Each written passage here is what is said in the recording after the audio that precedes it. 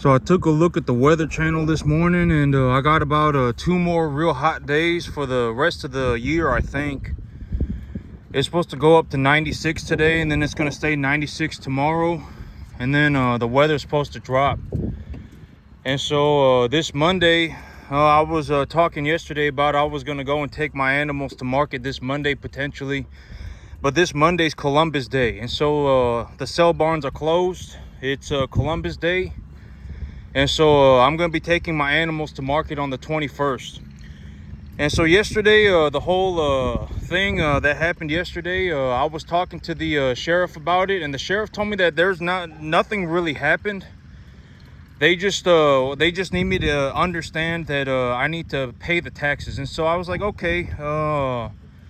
On Wednesday, I figured that what I'm going to do is that I'm going to pay off. Okay, so I have to pay $17,000 in property taxes, and then I have to pay $4,000 in legal fees. And so I figured that what I'm gonna do is that I'm gonna pay off $8,500 of the property taxes this year, and then I'm gonna pay off the $8,500 next year. I'm gonna like January, February or so. There's no liens on my property. There's no nothing like that. They haven't reported it to the credit bureau, nothing. They just want me to pay. And so I said, okay, you know, I can go ahead and do that. I just need to file a letter with the court. I just need to handwrite or print a letter and then give it to the appraisal office by Wednesday. Or I got 20 days, but I'm gonna do it on Wednesday. And then I'm gonna get all the taxes paid, and then I'm good to go. And so yesterday it actually kind of turned into a good situation because as I was doing everything, I happened to find all of this equity that I had been storing in my land that I had not been considering. But here's the thing, I was really thinking about it yesterday, and I don't even need the equity in my property. I'm not going to say I don't need it. I don't need to utilize the equity in my property, because the big idea right now is that I want to take uncollateralized loans, right? I talk about this idea, taking uncollateralized loans. Why do you want to take uncollateralized loans? Because then you're not at risk for anything. If you have an uncollateralized loan, you can talk to a lawyer, a CPA. You can open up various LLCs, tie certain assets to certain LLCs, and then, you know, you're legally protected, right? And so that's the big idea of taking uncollateralized loans. And today, the big idea was that I wanted to go over the ideas that I've been talking about over the last few weeks, and possibly present questions just to, you know, make sure that, you know, you're keeping up with everything. And, you know, and at the end of the day, this is my belief, okay? This is my, I guess whatever, right? But at the end of the day, I always say you need to bake you need to bake the idea into the pie. All right, this might legitimately be the most successful cattle farm on the entire planet. All right, this might legitimately be. I don't know anybody that makes as much money as me in the cattle business, not even close.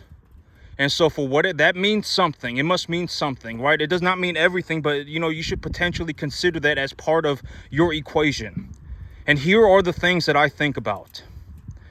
All right, even if, you know, in terms of, okay, the ideas that I've gone over the last several weeks, over the last 2 or 3 weeks are, number one, I believe that if the economy goes decently okay, if the economy goes even decently okay, if the central bank essentially gets their 2% inflation a year over the long term, if we essentially get that, then over the next 10 years, we're going to have a little bit over 20% inflation, because the inflation is going to compound, right? I mean, the numbers are going to compound.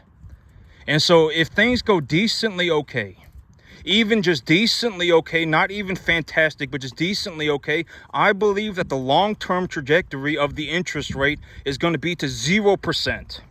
The long-term federal interest rate is going to be 0%. We're going to get very close to it again within the next 10 years. All right, if things go in, and I was talking about this whole thing, right, and the whole idea, and it's like the war on the Eurasian continent. You know, the possibility, I believe that Iran and Israel are going to be at war within a year. Is there going to be like a mass casualty event in America? Probably not, right? I mean, I've talked about all of these. Do I think that some country's going to try and invade America? No, I don't.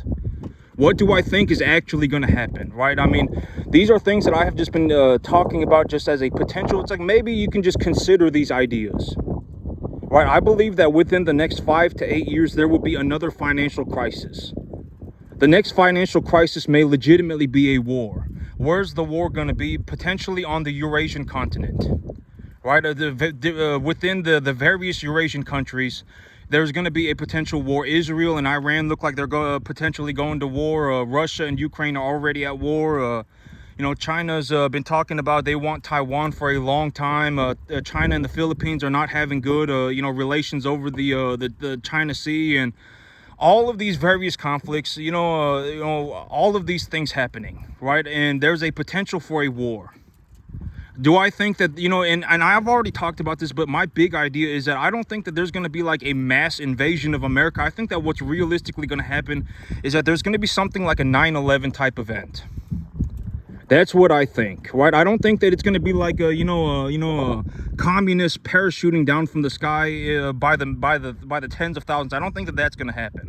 What do I legitimately think is going to happen? It's going to be like 4 or 5 highly trained terrorist individuals that do something to whatever, right? I mean, and then they do some kind of a whatever in America. That's what I think is going to be the largest possibility of something happening. Right, and and if there's a war between the various countries on the Eurasian continent, it's probably going to cause inflation in America. It probably will. Why? Because America is probably going to send money.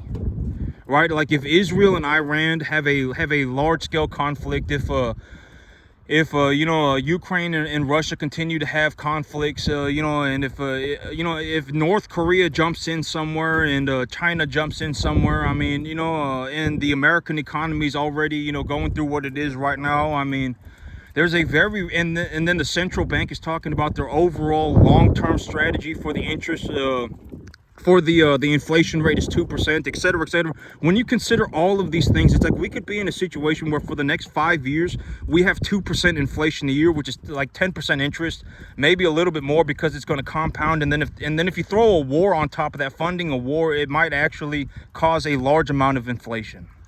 And so,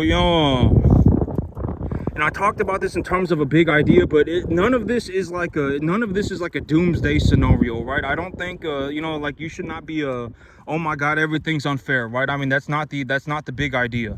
What can you do to prepare for this, right? I mean, and I've talked about this. Should you like what did I say that I was gonna do? I was gonna invest $200 a month, right? That's what I'm doing. I'm not gonna go and liquidate everything that I have to build myself a nuclear bunker, right? I'm not saying that you should go and get rid of everything that you have, right? I'm not saying that you should go and get rid of I'm not even suggesting anything like that. I'm not suggesting doing anything drastic. I'm just saying, you should possibly consider this idea. And if you have assets that can hedge inflation, then that's probably a good idea as well. There will probably be a substantial amount of inflation over the next 10 years. All right, that's what I'm saying. And it's probably a good idea to have assets that can hedge against inflation. That's what I personally believe. All right. And, and if you have a reason to believe something else, then go and whatever, believe, whatever you want to believe, right? And so, that's what I've been saying over the last couple of weeks, right? I don't think that it's going to be, I don't think that it's going to be like, tens of thousands of, whatever, foreign invaders, parachuting down. I don't think it's going to be something like that. Where do I think that the big problem is going to be? I think it's going to be on the Eurasian continent. That's where I think there's going to be a lot of problems. Iran and Israel are probably going to be at war within a month. I think so. Do I have like a, complete, 100%, do I have like a complete, 100% that is going to happen? No, I don't. But I think it's going to happen. Right. And the whole idea is like, you got to, it's like, I think that it's like, you got to learn how to call a bluff. When I watch Israel and Iran on the news, and then the general of the U.S. Army is talking about these various conflicts going on, I don't think they're bluffing. I legitimately think Israel is going to attack Iran, and I think Iran is probably going to attack Israel back. I think so, and I think that it's going to cause that's also going to be another conflict that arises, right? And it's like and so I think that that's something that's going to happen. And so yesterday, I'm going to put this bottle down because I think it's actually leaking fly spray on my hand. But, so the big idea is that I think that there's actually going to be a substantial amount of inflation over the next about 10 years. And so, okay, and I wanted to go over, and that's just my belief. I'm just, freedom of speech. I can say what I want. Granted that I'm not saying that we should go and, have a genocide or, whatever. I'm not saying anything. I'm just giving my ideas, right? And I'm like, maybe this is something that, if you had no idea what was going on, maybe you could look into it for yourself. I mean, go and look at what Israel and Iran are doing.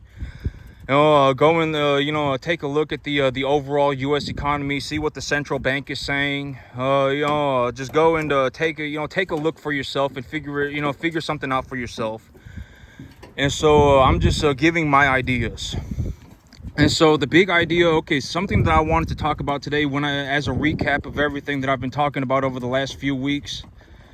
And you've heard me say this before, but you really want to learn correctly from the beginning. All right, and I've been talking about the idea of making money.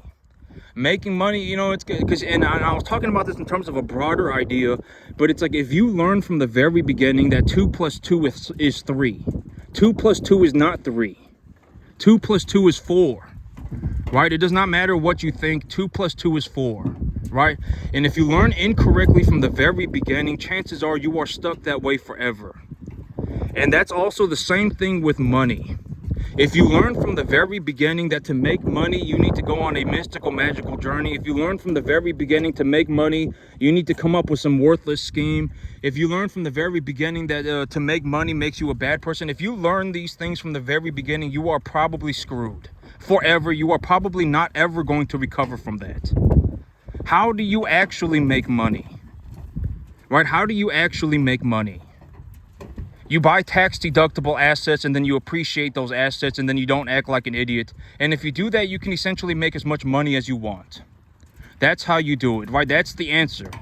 Like, if I ask the question, what is 2 + 2? And you say 2 + 2 is 4, how do you make money? How do you genuinely make money? The answer is you purchase tax deductible assets, and then you appreciate those assets profitably. There's a variety number of ways that you can do it. Right? And I've talked about money in terms of the larger scale, is that you have to learn how to do these things, because what's going to happen is that money is a global competition for dollars. It is just as hard for me to make $2 million as it is for anybody else. Just as hard. I guarantee it. I don't live on some island where it was easier for me to run 200 calves a year. It's not easier for me to run 200 cattle a year than it is for anybody else. I have to do exactly the same thing as everybody else. It's just as hard for me. I'm not the only person that does things this way. It's not like it's easier for me to run 1,000 cattle a year. It's not easier for me to start a business. It's not, you got to consider these things. All right, you have to consider the entirety of the situation. All right, it's not like, oh my God, it was easier for this guy to learn how to run cattle. It was easier for this guy to run 200 cattle a year. It was easier for this guy to make $2 million. It was not easier for me. It was the same thing for me as it is for everybody else. And I've also talked about this idea. But if you are born with 100 IQ, if you are born with 100 IQ, you can essentially learn how to do anything. You can. I've always said that, in reality, when we look at the entirety of the human population, what is going on? Almost everybody is born average. That's the big idea of average. Nobody is really different than anybody else. If you have 5 babies in a room, you're not going to know which baby is the mega genius. You're not going to know. I mean, granted that you're not like 2 years old and speaking 10 languages. Granted that you're not like, if you're like 5 years old and you're doing calculus, and any time that I say anything like whatever's going on, you just absorb all of it and you retain all of it, and you're actually able to utilize the information, then sure, you might actually be a genius. Was that me? No, it wasn't. I wasn't even close to being a genius. Right? Like, if you put me in a room with 1,000, it's not like I sit around and, okay, like, take a look at actual geniuses. Do they, like, I'm not a genius. Right? I was, if anything, and I've talked about the idea of a genius, but the idea of a genius is that 99.998% of all geniuses on the planet were made. They were not born. And if you want to look up the idea, go on the internet and look up Laszlo Pogar's Grandmaster Chess Experiment. Right? Geniuses are not born. They are made. Right? This took me almost 15 years. And I've talked about the idea of farming. You probably don't want to become a farmer. I mean, and I compare farming to like a playing football. I compare farming to like playing basketball, right? I compare farming to like being a soccer player. It's a hard skill, right? Like, and if you think about it, one way to think about it is like, if I was put on a field with an average person, even with 100 average people, I could actually probably do better than all 100 people combined at farming, right? I mean, farming is a hard skill. It's not something that you can just pick up and do. It is something that you have to learn. It is like playing soccer. It is like playing basketball. And I may legitimately be the most successful farmer on the entire planet by a long shot. Right? And these are the things that I think about. These are the things that I do. This is how I did it. Right? I mean, you should probably consider that as a part of what it is that, the whole entirety of the situation. This guy might legitimately be the most successful farmer on the entire planet. Right? I mean, it doesn't matter what you think. All right, consider the money. Making even, on a conservative estimate, me right now, I'm not doing very good, and I'm still doing over $60,000 a year of net profit. And I have equity, and I'm retaining equity in my herd, right? My herd is gonna be worth something as well. When I take a look at my numbers, I do like $250,000 a year on a 10.5 acre field. About 1/3 of my income is net cash flow positive. All right, I mean, you got to consider these things. I don't know anybody that's even managed to do 10%, not even 10%. And so you should possibly consider that. Well, this guy might legitimately be the most successful farmer on the entire planet. He managed to do one of the hardest things you could ever imagine, and he legitimately became the best. Right? And this is what he actually does. These are the things that he thinks about. This is how he actually runs his business. Maybe we should consider that. I mean, and I've talked about this, but if you are, and even in this video, I was saying this, almost everybody is born average. Almost everybody. If you're not doing calculus by the time you're 5, if you're not, drawing pictures, astronomical, whatever, right? You're not, mapping the stars on a piece of note paper. If you're not speaking 15 languages by the time you're 2, then you're not a genius. Me, I was not born a genius. I had to learn how to do all of this. It took me almost 15 years. Right? But if you are born with 100 IQ, I guarantee it. If you have a child that is 100 IQ and they're born, you can actually teach that child to do anything. And I'm not the only person that has said this. Laszlo Polgar was the one who really described this in great detail. Geniuses are made, they're not born. And how do you make a genius?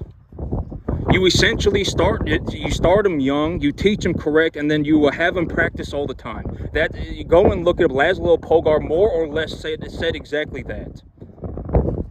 Right? I mean, you have to learn correctly from the very beginning. If you learn from the very beginning, if you learn incorrectly from the very beginning, like let's say we're talking about money, and it's like, oh, you know what? It's like if we talk about money from the very beginning, and it's like, oh, well, money, to make money, you need to go on a mystical, magical adventure. You need to go on a, Disneyland journey, and then you need to go sell your soul to the devil, and then you need to come up with some worthless scheme, and if everything works out for you in a mystical, magical fashion, you're going to generate a lot of... If you start to believe that from a young age, you're screwed. If you actually believe that is how you need to make money, you're screwed. Right? If you want to actually learn how to make money, watch people who actually made the money, right? I talk about this, and I've been saying this repeatedly over the last week, but if somebody, about the last 2 or 3 weeks, if somebody actually knows what they're doing, they will be doing it. That is how you know, right? If you ask 1,000 people at random, let's say I'm in a room with 999 other people, and you ask all 1,000 people, how do you generate $2 million running commercial cattle on a 10.5 acre field? I can almost guarantee all 999 people are going to misinform you. They will tell you that it's impossible. And then they'll tell you all sorts of things. Oh my God, I can't, you're going to be at risk of you're going to be, you're going to have to, so much risk. It's so dangerous. Oh my God, that's impossible. Nobody can. And then if you spoke to me, I would tell you exactly how to do it. This is exactly how you generate $2 million. It's not that hard. But I mean, it's going to be difficult in the terms of you're going to have to learn how to become an extremely, extremely good farmer. That's going to be the hard part. Making the money is always the easy part. always the easy part. The money is always the easy part. Like if you asked me how much money would it take to generate $2 million, I would say realistically you're gonna need about $5,000 a month. If you find a way to make $7,000 a month, $5,000 a month, add about five, you can just do all of it. Why? Because at the end of the day, the assets are going to pay for themselves. You don't even have to worry about the money. Realistically, you probably need about $4,000 a month. Why? Because the assets are going to pay for themselves. Don't even worry about the money. You don't need to be worried about the $4,000 a month. The assets that you and I wanted to talk about this idea, the idea of why do you not purchase damaged assets for a cheaper price? And I'm going to utilize cattle as an example. I'm not going to go to the sale barn and pick a bunch of animals with swollen feet and a missing eye. Right? I'm not going to do that. I'm not going to be like, oh my God, here's my chance. I found 5 animals that are missing an eyeball, and they're selling them for 10% cheaper, 15% cheaper. Oh my God, this animal's got a swollen leg, but they're not limping on it, right? I'm not gonna do that, right? Like if I go to the sale barn and I see an animal with a swollen leg and they're not limping on it, I'm still not going to buy the animal. I don't really care, the swelling, because here's the thing. It's like if I go to the sale barn right now and I find 5 animals with a swollen leg and they're selling for a 20% discount, and you take a look at the animal and you start thinking, oh, well, this animal, they're not limping, and so it might just be some fluid in their ligament, it might just be some fluid in their joint, and here in a couple of months, the whatever should go down, the swelling should go down, and everything, and then now I can make an extra $100, $200 on this animal. You don't want to be in that situation. Just purchase the best animals that you can for the most reasonable price that you can. Why would you do that? Because it doesn't matter. Let's say you pay $500 for an animal. Let's say you pay $550 for an animal that has a swollen leg. You pay $550 for an animal that has a swollen leg, and if you paid $750, you could buy an animal that was just essentially good to go.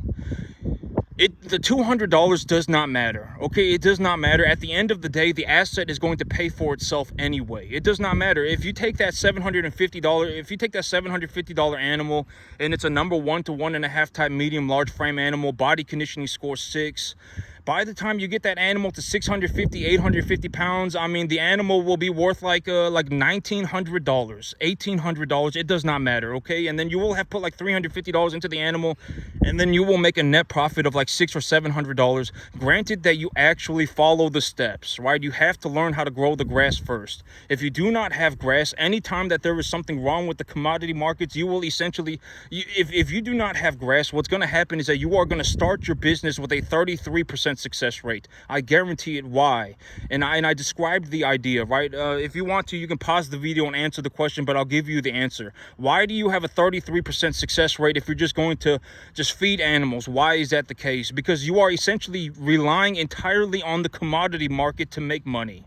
If the feeder cattle price goes down and the corn price goes up at any point, you're essentially screwed. And the market can move in 3 directions. What are the 3 directions that the market can move? The price can go up, the price can go sideways, and the price can go down.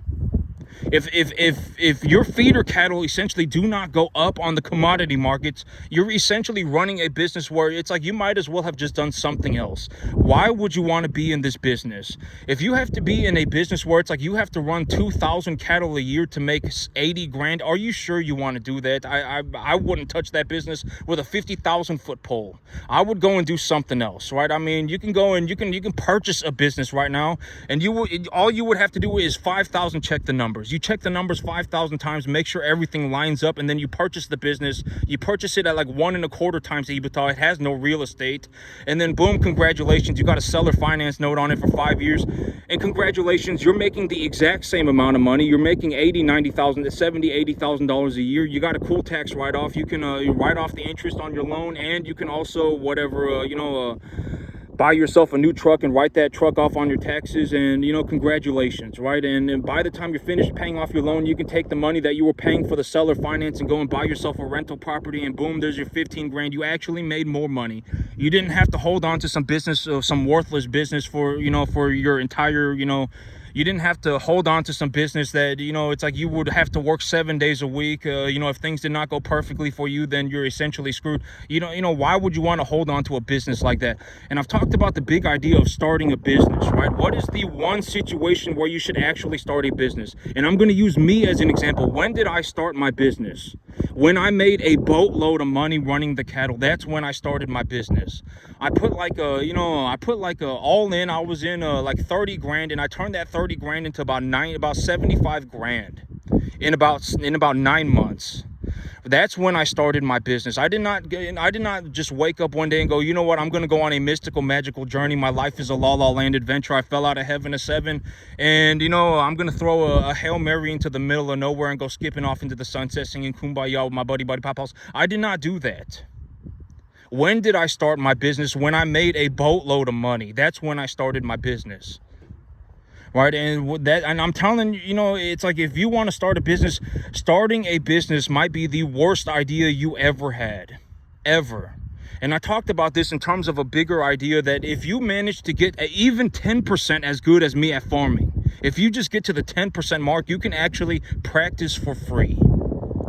Me on a 10.5 acre field, I make about $15,000 a month, maybe a little bit more. In all honesty, if I was not dumping money into buying this new field, if I was not dumping money into this new field, etc., my income would be substantially higher. I would have just taken the money that I was making in the cattle business and just purchased more cattle.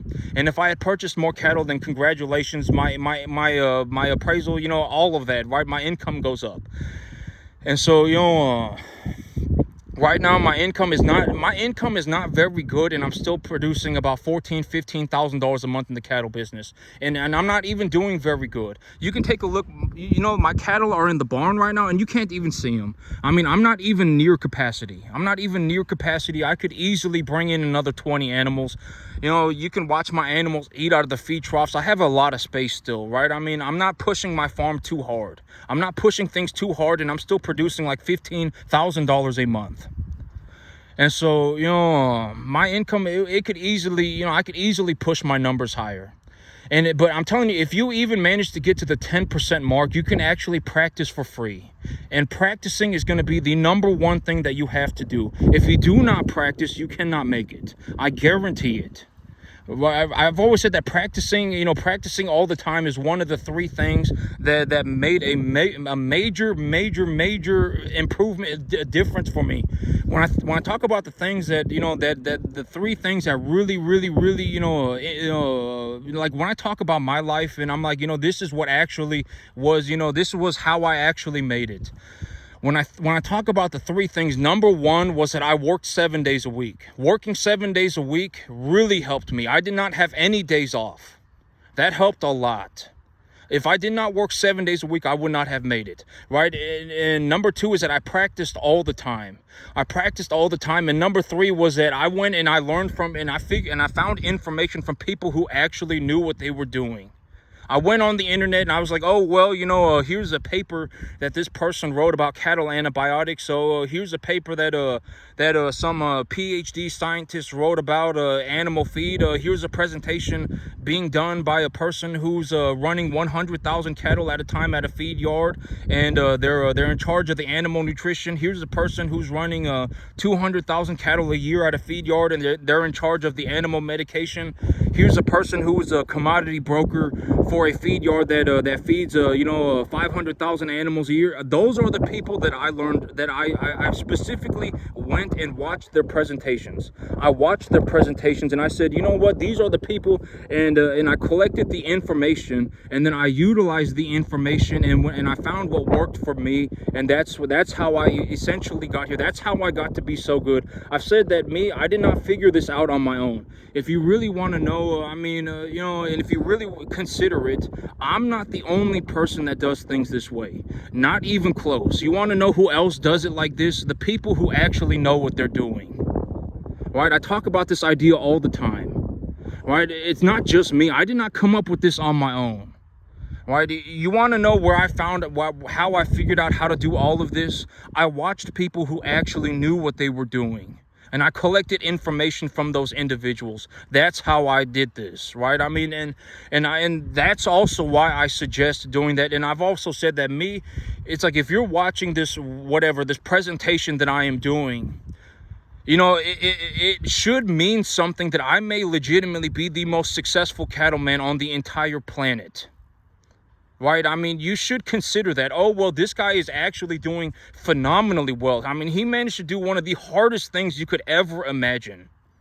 He legitimately became a first-generation farmer, started his own cattle farm, and did so well that he got into the top 0.00001 percentile of the entire U.S. economy in the year 2024, and he did it on a 10.5-acre field.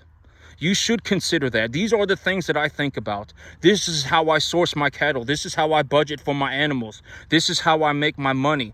This is how I, handle, my taxes. This is how I, grow my grass. All of these things, you should consider these things as, and I'm just giving the best information that I can. I'm giving the best information that I can. And I've always said, if you're poor, there's a reason you're poor. All right, you should consider that. There's a reason you're poor, and chances are, and I don't mean to say this like you should give up all hope. I'm saying this more in a sense of, maybe if you realize that you're a poor person, then you will actually do something about it, and you can, and maybe but and I know that this is going to sound horrible. This is going to sound horrible, but if you're poor, you're probably going to die that way. You probably are. There probably is no saving, because why? Because you exist in a universe, like the microcosmic universe that makes you the individual that you are, has made you a poor person. Your decision making, your mindset, everything has turned you into a poor person. Right? When we talk about money, I mean, it's nonsensical things. Like if you asked me, how do you make money? I would just flat out tell you. Right? I mean, realistically, what you want to do is if you have any earned income, you want to take your earned income and purchase a tax deductible asset that is equitable. Why is it equitable? Because it is essentially valuable to everybody. It's not only valuable to you, it's valuable to essentially everybody. And the example that I used was land. Land is equitable. Why is land equitable? Because it's not just valuable to me. It's valuable to everybody. It does not matter. And if you want to figure out what that value is, how do you figure that out? You ask somebody who specifically their entire existence is that they're going to appraise your land value, right? Where do you find someone like this? The bank. If you go to the bank and you ask them to appraise your land property, they will lead you to their mortgage specialist. They will lead you to their land specialist. They will lead you to the individual that can appraise your asset. And guess what? They also know what they're doing. Right? And so it's like, if you want to get out of being poor, you're probably not going to be able to. If you want to get out of being broke, that's very easy. If you're broke, you can fix that in 6 months. If you're poor, you cannot fix that forever. And I'm not saying that to kick you while you're down. I'm saying this more in a sense of, maybe if I make it apparent, maybe if I show you that this is what is happening, then maybe you will actually manage to turn yourself around. If you are poor, you are probably going to die that way. What are some things that poor people say? I don't have the money. The money was irrelevant. The assets were going to pay for themselves anyway. It does not matter. Why is the money even important? It's not. And I use this as an example. What does this business cost me? It costs me absolutely nothing. It makes me money. You have to, but I can almost get, if you've become a poor person, you're probably stuck that way forever. If you're broke, you can fix that in 6 months. And I would consider it a miracle if I even managed to turn any individual from a poor person to a broke person. And I've also talked about this, but if there, and I'm not saying this to make fun of, but go into a Costco. And this is also why I say, if there's 500 of you watching my video, 496 of you are probably legitimately poor. Right? And I'm not saying this to make fun of every single one of you that are watching my YouTube channel, right? I'm not saying this. I'm just saying that there is a very realistic possibility that if there are 400 of you watching my channel right now, 380 of you are legitimately poor. And if you want to see what I'm saying, go into a Costco right now and take a look around. If you want to see what I'm saying, go into a Walmart and take a look around. If you want to see what I'm saying, go into a Trader Joe's and walk around. If you want to see what I'm saying, just go out into the middle of anywhere and take a look around. When's the last time you found somebody like me? When's the last time you actually saw somebody like me? Probably never. Probably not one time. Right? I mean, you probably have not ever seen it. I mean, legitimately, it's like, if you speak to me, what am I going to talk about, right? I mean, realistically, if you spoke to me about making money, what do you think I'm going to say? Right? The tax deductible assets, the appreciation of my assets, the assets that I'm looking to purchase. Why am I purchasing these assets? Increasing the cash flow opportunity, etc., etc. You think I'm going to say I'm going to go on a mystical, magical adventure with my buddy pals? You think that I'm not going to do that, right? Do you think I'm going to say, oh my God, tomorrow I'm going to throw a Hail Mary into the middle of nowhere? You think, no, I'm not going to say that, right? I mean, think about it. Right? I mean, it's just, I'm telling you, once you've become poor, you're probably stuck that way forever. I can almost guarantee it. I would bet money 50-1, right? And and maybe if I say this, maybe and I've talked about this, but if you are anywhere near middle class at all, you're actually in reality closer to being homeless than you are closer to being homeless, a beggar, bum, than you are to being financially well off. And if there is something that occurs in the next 10 years or so that causes a rampant amount of inflation, you're completely screwed. Half of the country is is going to go into like an inflationary depression.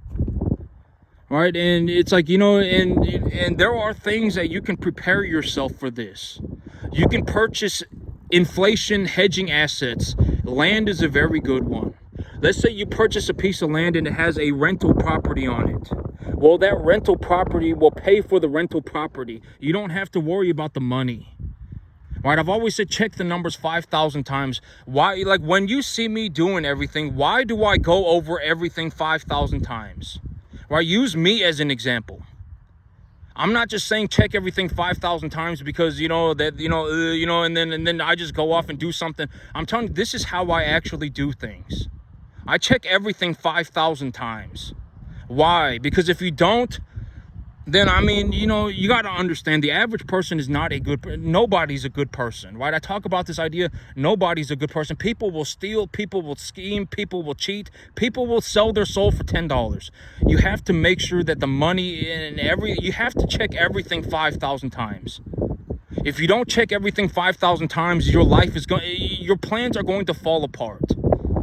Right? And it's like, if you're in a situation where it's like, you've come up with, and it's like, and I've talked about this, but if deep down inside you are, I fell out of heaven a 7, I'm going to go on a mystical, magical journey. I'm going to throw a Hail Mary into the middle of nowhere. And when it works out for me in some spectacular fashion, then everything is just going to turn into a mystical, magical adventure for me. If that is you as an individual, if that is legitimately what you are thinking deep down, why would God help you?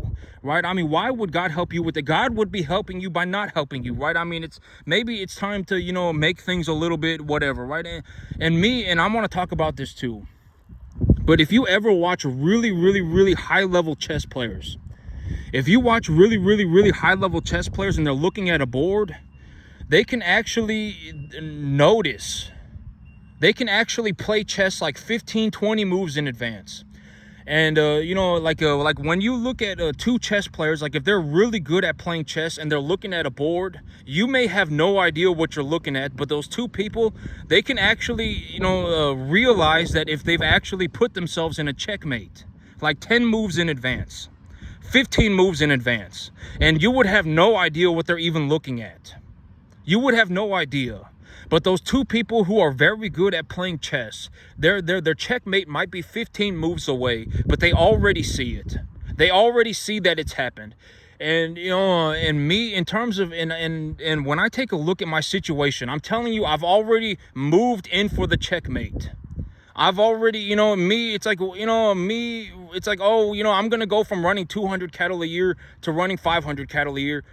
It doesn't matter. Right? Essentially, everything's the exact same. I'm just buying more land. Me, I've already moved in for the checkmate. I already see the checkmate. Me, when I first started playing the board or whatever, I may not have, whatever, right? Seen every exact move, but I actually positioned myself for the checkmate. I actually see it. All right, I'm very close to it. I mean, within 2 or 3 months, I will have it done.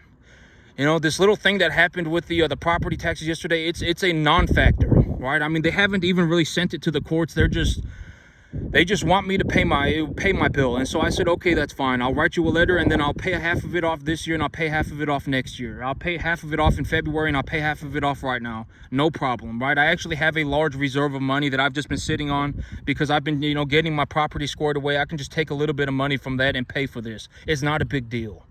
Right, I mean, so, you know, but me, you know, I may be 10, 15 moves away, but I already see the checkmate. I already see it. And if you really want a visual representation of what this looks like, watch two people who are very good at playing chess.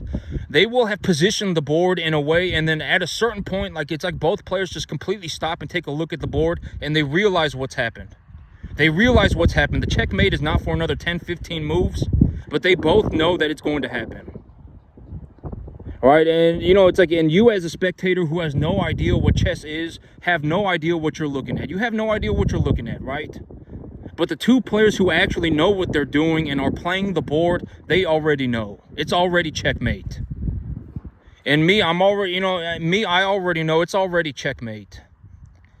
You know, I'm so close to the finish line that I already know it's checkmate. You know, I've moved my pieces around. I've played the board well. I did what I was, you know, I did what needed to get done, and I positioned myself for the checkmate.